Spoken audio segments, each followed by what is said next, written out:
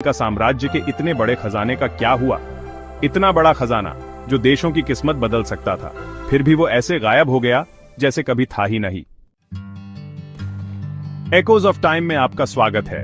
आज हम प्राचीन दुनिया के सबसे बड़े रहस्यों में से एक को सुलझाएंगे, खोए हुए इनका सोने की कहानी।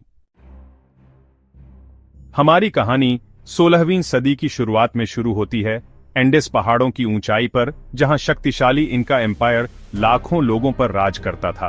संस्कृति, ज्ञान और खासकर सोने से भरपूर इनकस इस पीले धातु को पवित्र मानते थे।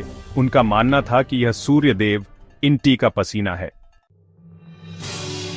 पर 1532 में सब कुछ बदल गया, जब स्पेनिश विजेता फ्रांसिस्को पिज़ारो साउथ अमेरिका के तटों पर पहुंचा 200 से भी कम आदमियों के साथ। स्टील, गन और दौलत की प्यास से लैस स्पेनिश अपनी किस्मत से टकराने वाले थे। अताहुल्पा, आखिरी महान इनका सम्राट, अपने भाई हुआस्कर के खिलाफ एक क्रूर गृहयुद्ध से अभी विजयी होकर निकले थे। लेकिन उनका शासनकाल छोटा था। धोखे से पिज़ारो ने काजामार्का शहर में एक शांतिपूर्ण मीटिंग के दौरान अताहुल्पा को पकड़ लिया। कैद में रखे गए अताहुल्पा ने एक डेस्परेट ऑफर दिया। वह एक कमरा सोने से भर देगा और 2 और सिल्वर से अपनी आजादी के बदले। वह रैंसम रूम लगभग 22 फीट लंबा और 17 फीट चौड़ा था, और सोने को उतना ऊंचा स्टैक करना था जितना वह पहुंच सके। कई महीनों तक मैसेंजर को पूरे एम्पायर में सोना इकट्ठा करने के लिए भेजा गया।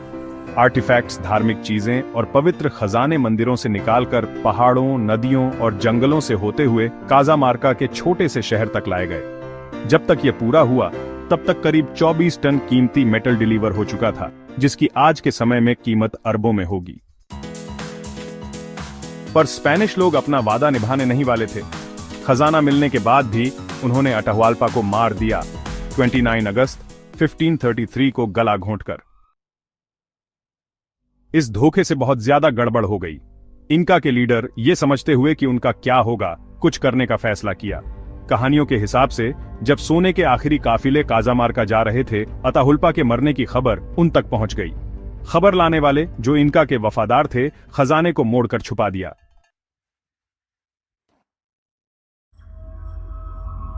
कुछ लोगों का मानना है कि सोना अमेज़न के जंगलों में गहराई में दबा हुआ था।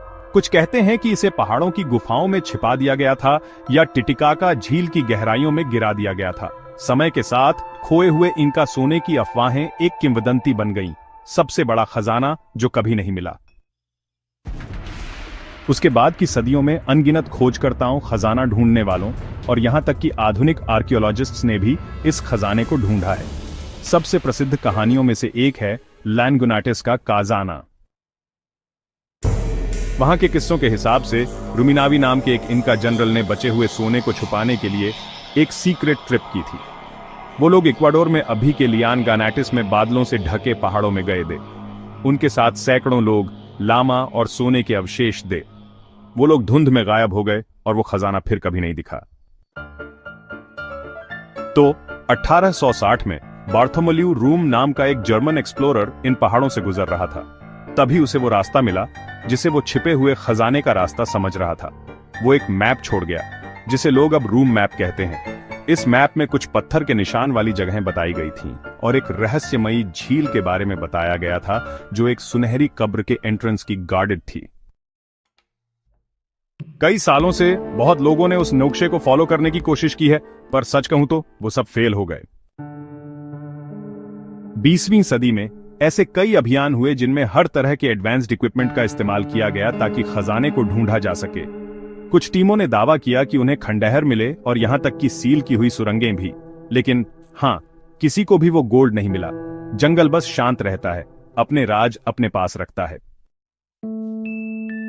कुछ लोग तो यह भी मानते हैं कि सोना कभी छिपाया ही नहीं गया था, कि उसे पिघला दिया गया था और हमलावरों की नाक के नीचे स्पेन भेज दिया गया था। लेकिन आपको पता है, कोई भी सरकारी रिकॉर्ड यह नहीं दिखाता कि पूरी फिरौती कभी यूरोप पहुंची भी थी। कुछ लोग मानते हैं कि यह कहानी असल में इंका का एक मनोवैज्ञानिक हथियार थी, जैसे एक ऐसा अमर खजाना जो लोगों में हिम्मत, उम्मीद और विद्रोह की भावना जगाए। एक ऐसी निशानी जो बताए कि क्या खोया था और क्या वापस पाया जा सकता है। और फिर ये श्रापों की फुसफुसाहटें हैं। कि जो लोग इनका गोल्ड की तलाश करेंगे उनका, आप जानते हैं, एक दुखद अंत होगा। रहस्यमय ढंग से गायब होना, अजीब दुर्घटनाएं और अचानक बीमारियां उन कई लोगों को सताती रही हैं जिन्होंने देखने की हिम्मत की। तो हम असल में क्या जानते हैं? इनका पत्थर, खगोल विज्ञान और छिपे हुए रास्तों के उस्ताद थे। उनके पास भूमिगत नेटवर्क, गुप्त कमरे और ऐसी जगहें थीं जो स्पेनिश ने कभी नहीं खोजीं।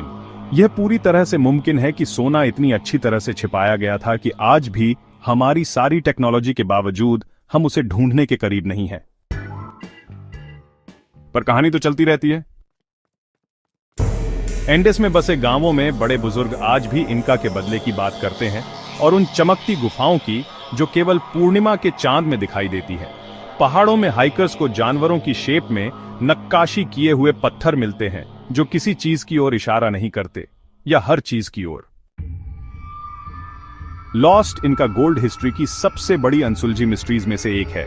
ये लालच, धोखे और रेजिस्टेंस की कहानी है। एक ऐसा खजाना जो अगर मिल जाए तो वो, आपको पता है, पूरे पास्ट को फिर से लिख सकता है।